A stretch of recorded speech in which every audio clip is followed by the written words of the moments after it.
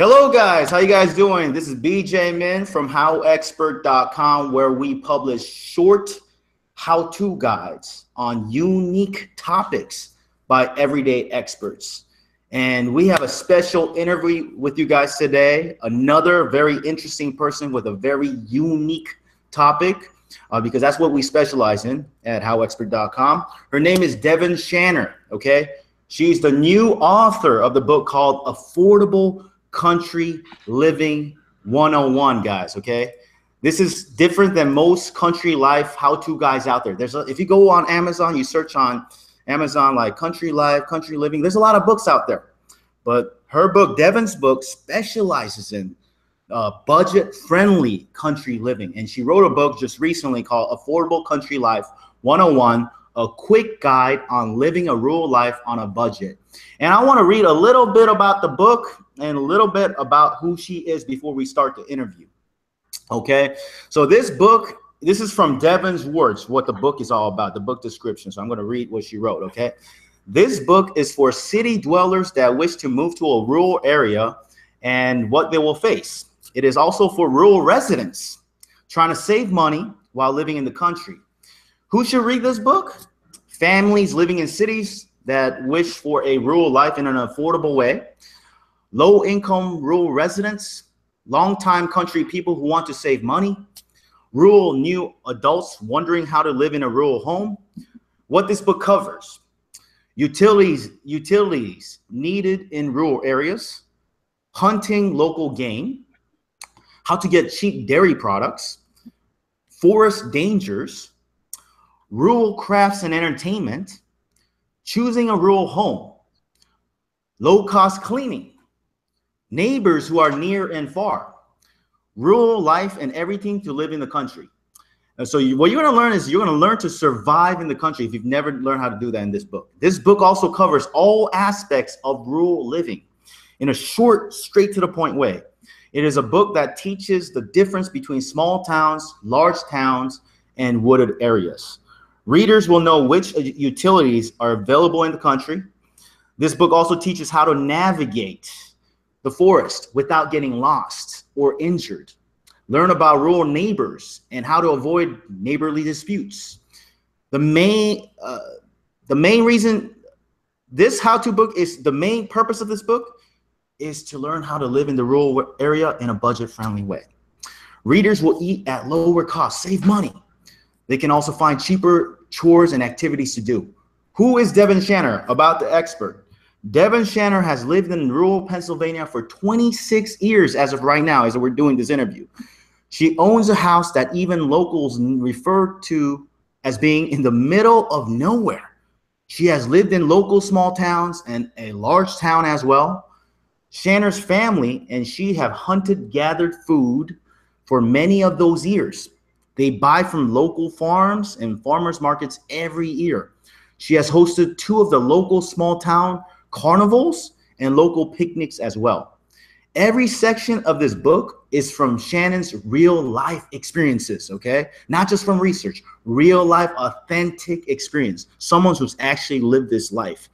This is her knowledge and research as well of rural areas, from basket weaving to rural utilities. She has lived through it all. So Deven, welcome to the interview. Thank you for coming to this interview. Hello.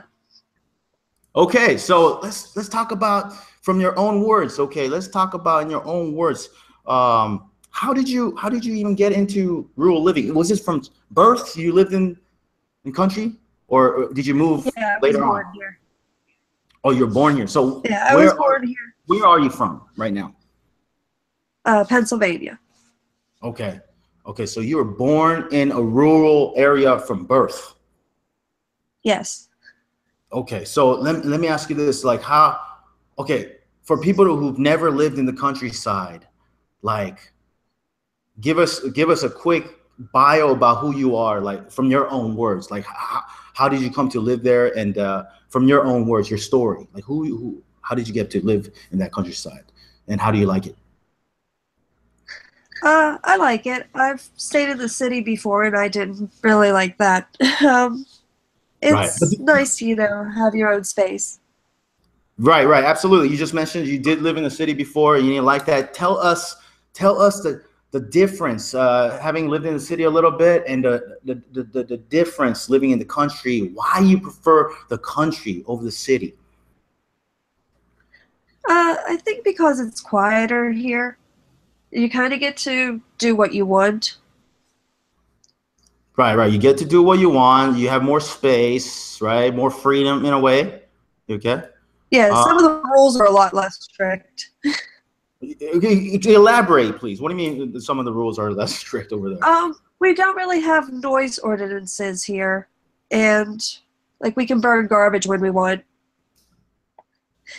Where that's one specific example. There's not everyone like you got to follow all these rules, right? Too many people, right? Yeah.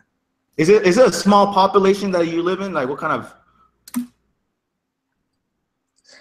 I live outside of two small towns, so like I live on a back road, and I share it with pretty much four people. Okay, okay. So what did you learn when owning a home in the rural area? Can you elaborate on that? Um, well, I had to learn to pretty much walk my own property without getting injured. Also, it's cool to go find food out in the woods if I want.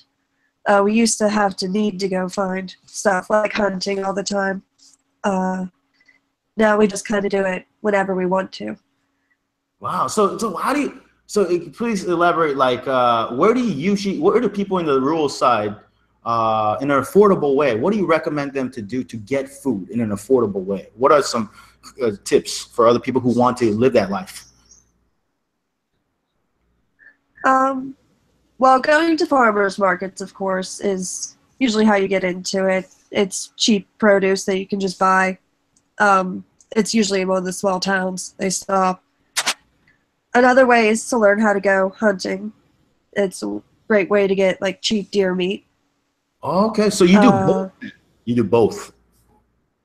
yeah. Okay, so farmers If market, you is it don't really like everywhere? the hunting, I'm sorry. For farmers market, is it like I live in the city, so it's only once a week. For you guys, is it every day? There's a farmers market every day, Monday to Sunday. You have to watch because pretty much each town has it at a different time. Oh, Usually the larger towns have it, but I know some of the smaller ones do too. Monday to Sunday.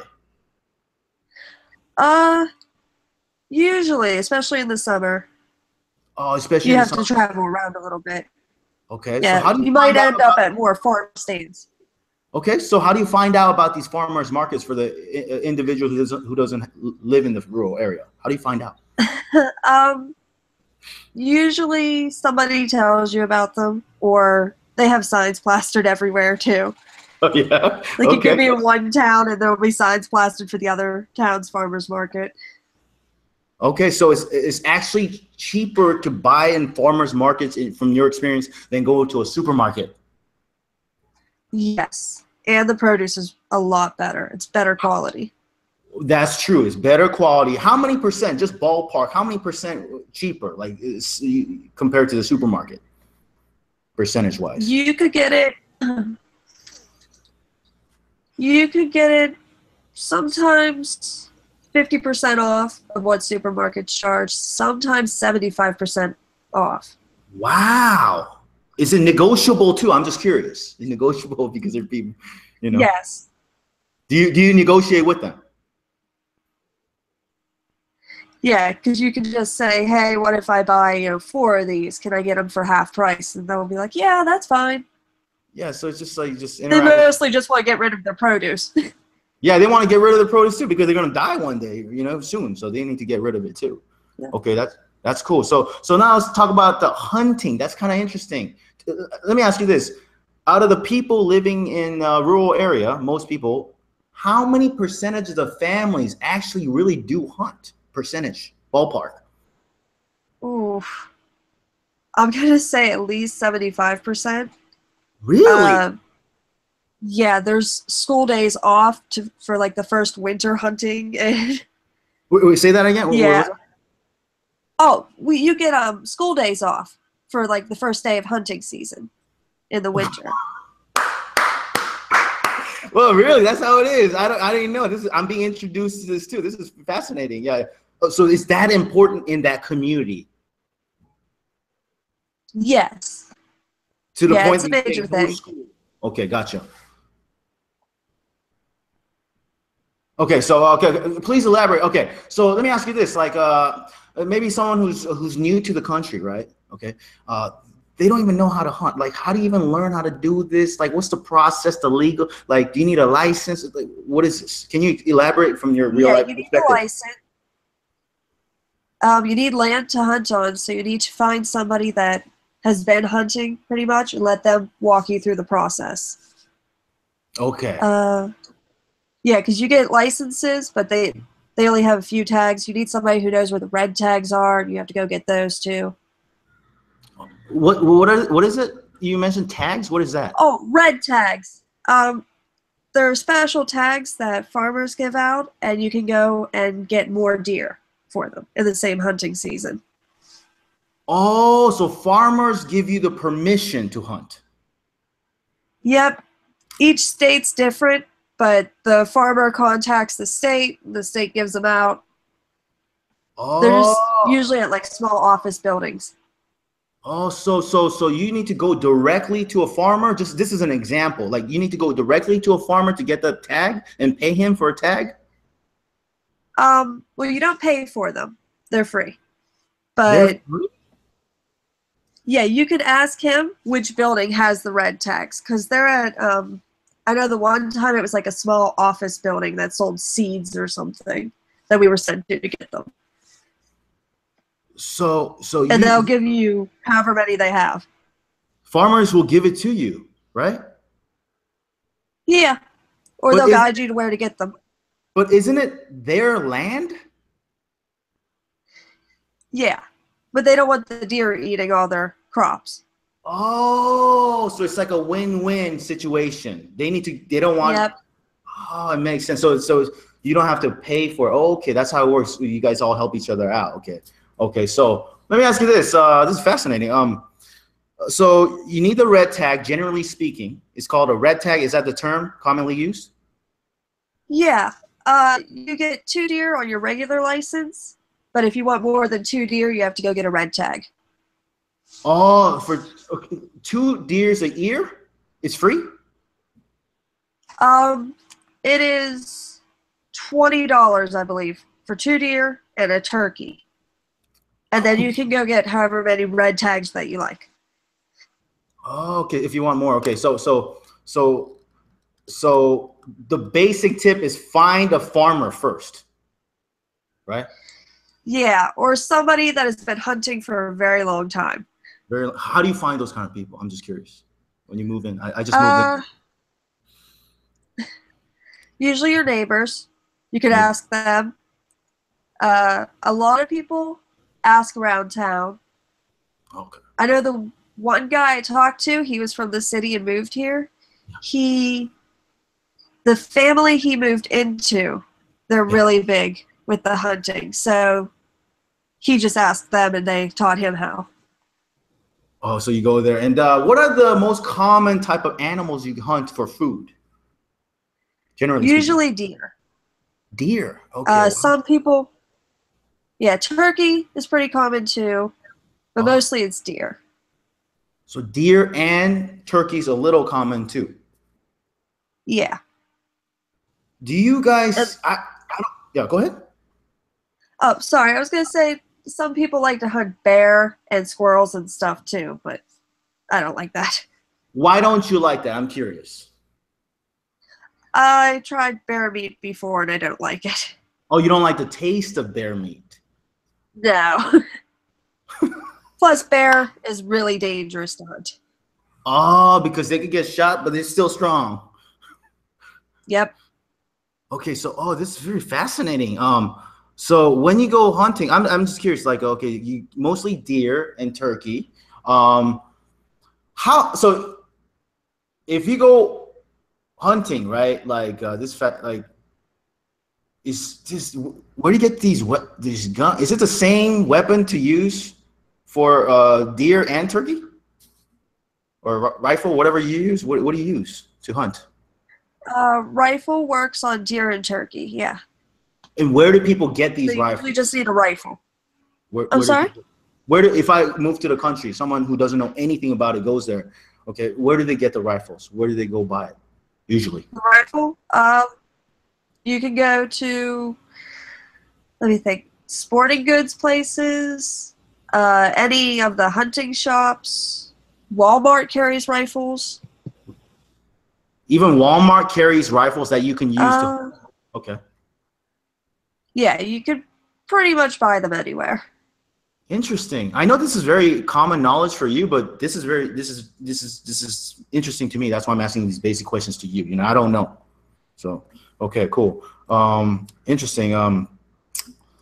So when you hunt, let's say okay, if you go hunting, right? And how often, how many percentage, how successful are you at finding a deer and getting it the first day? It's like, if you go 10 times, 10 days of hunting, are you going to find 10 deers? Like, I just want to know how successful. It depends on how good of the land is that you're hunting on. Now, I know Okay. most people get however many deer they wanted that season. So if they were going out to get 10 deer in that whole season, they're going to get 10 deer. Okay. Okay. So give advice to people hunting who are new to hunting. What is your advice for them to be successful at it for food? I'd say mostly practice and choose the right location. Right location. Like you And have to what is ask around. You have to ask where they're at. Oh, ask around what what good locations are.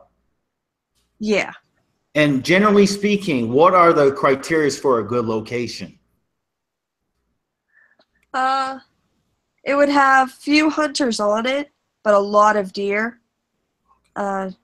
You also don't want too much brush or anything in the way, so you can get a clear shot. Too much what? Too much brushes? Yeah, brush. What is a brush? I'm sorry. Oh, it's like a bush Oh, or not vines, but jaggers. okay. Okay, cool. So you ask around and you want to look for a place that has a lot of deer and less hunters, like supply and demand, no competition, pretty much. Yeah. How long Yep. yeah. So how long does one deer last a family? I mean, you have a family, right? And how long does it last? One deer. Uh, Depends on how big the family. Yeah, sorry, how big the family is. I think I put the numbers down in the book, but Right. I believe it's 40 pounds of meat from each deer. 40 pounds. Okay. So, however fast the family goes through 40 pounds of red meat. Generally speaking, is it I have no idea. Like, is it like a month? One deer for a month is good enough. Generally speaking, family of four, let's just say. Let me. I don't like red meat very much. We would we would need quite a few deer for the year. I'm trying to remember from my childhood. I just know the freezer was always stocked. I think we had like 4 or 5. For a whole year. I know for sure for the winter months, but we ate less deer in the summer. Okay, so one deer couldn't last so a long time, several months. Well, unless you really like to eat red meat, then Gotcha. you would Gotcha. need a lot more deer. Interesting. And what do you guys store? Is it like, where do you guys store the deer? Oh, most people have the really big chest freezers, and that's where they just put the packaged meat in. Chest freezers. Where do you get those? Where do you get that kind of equipment? Lowe's. Oh, Lowe's. It's a big equipment. Yeah, I think Sears sells them. Most of the places that sell freezers have chest freezers. Very interesting. Okay. So let me ask you, there's a lot of country life guides out there, and you focus on affordable to save money. What would be your advice, generally speaking, some 3 top advice for people? I know it's in detail in the book, how to save money while living in that place, in country life, rural areas. Well, we talked about the farmers markets where you Yes. can get your produce a lot cheaper. Hunting, so you can get meat a lot cheaper. Um, hmm. Pretty much those are the main things, but you can save on your household cleaning products too. How do you Uh, do that? Let's talk 'Cause a lot about of the that. You things they mentioned just that grow earlier. around you. Yeah, household cleaning product. You mentioned Oh. that in one of the book descriptions, I believe. How do you give us some tips on that? How do you save money with household cleaning products? That is important. Uh, Mostly you grow the plant that you need because like rosemary or the mints are the best household cleaning products. Ah, what are So those you don't again? really need to Rosemary? buy store bought. I'm sorry? What are those plants again? You for cleaning? Oh, Rosemary? rosemary and all the other mint plants. They kill germs and they clean really well. Really? Yep.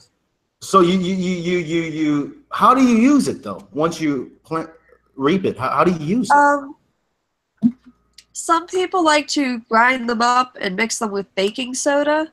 I like to like steep them in a tea and then just use that liquid to clean everything. Oh, so you don't have to go out there and just go to the supermarket and buy those kind of things. You can make it your own, pretty much. Yes. Fascinating, very interesting. What are some advice for people who live in the rural area but they need to make income? Obviously, what are some ways to make income living in the rural area if you're new to that place? Um, Sometimes jobs are hard to find, uh, unless you want to go work on a farm. They always need somebody to help bale hay or help put a fence. Right. Um, if you ended up buying land with a lot of trees, you can actually have the trees lumbered off, and you can make a lot of money off that. Uh, Trying to think of other things that are good for just when you get here. Right. Right. Maybe freelancing? You could freelance. Yep. Like on Yeah, it seems Upwork.com? that. Yeah. Yeah, absolutely, absolutely. Any last in your own words, any other pieces of advice inside the book you want to share in this interview? Last pieces of advice to the reader. Try to socialize a lot when you're here.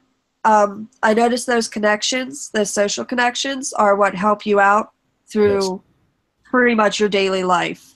Um, Neighbors will help you out if something goes wrong, or they can tell you where to go to buy something that's cheaper.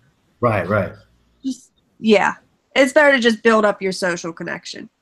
Can I ask you this? I know you lived there for a long time. Where are some good places in the country, rural areas to socialize? Where are the places, generally speaking? Where to go meet people?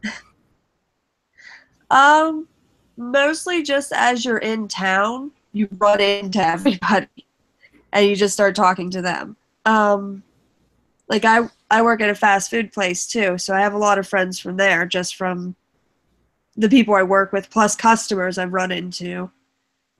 Ah, We've had neighbors stop in that I had met previously, and we just started bonding, and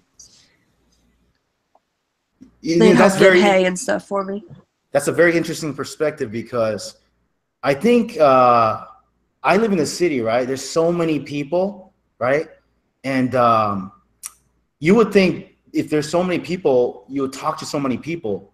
But the ironic thing is, it's so dense that people want their space, so they don't talk to a lot of people. You know, at the supermarkets, we don't really. But I feel like I sense that you're mentioning you work at your job too. You talk to your customers too, and you even you socialize with the coworkers. It seems a little bit more intimate, you know. Yeah, it is. There's a lot more talking, and there's a lot of looking out for each other.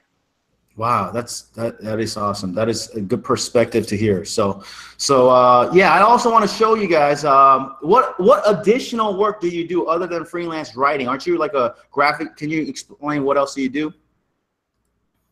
I'm gonna Yeah, share. I am a graphic artist, Yes. and Yeah, I'm a graphic artist, so I do logos and t-shirt designs. Sometimes I do concept art for characters. Right. So I want to show you one of our links. It will be below this video. This is one of our websites. So it shows you her work, Deven Shanner, as you can see. She's also a freelance writer. So there's a link for her Upwork profile. Upwork is one of the biggest freelancing websites out there. So you can, if you want to hire her for freelancing needs, whether it's writing or graphic design, she has multiple experiences there. So for those of you guys interested in hiring Deven Shanner, click the link below the video and check out her services.